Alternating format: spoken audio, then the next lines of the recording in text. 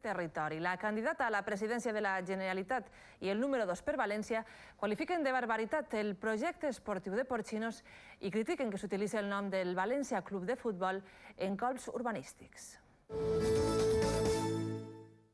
La plana major de Compromís pel País Valencià s'ha oposat al projecte de la ciutat esportiva del València a Porcinos. El candidat a les Corts per València, Enric Morera, qualifica de barbaritat urbanística este projecte. No anem a consentir des del Compromís és que el PP utilitzi la imatge del València Club de Futbol per a lligar-la a la corrupció urbanística, al pelotazo urbanístico.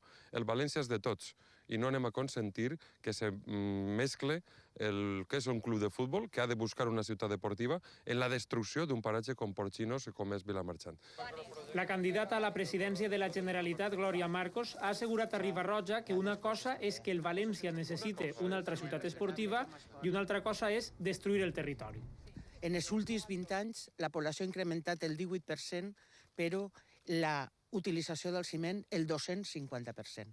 No podem consentir-ho. Hi ha que apostar per un altre model.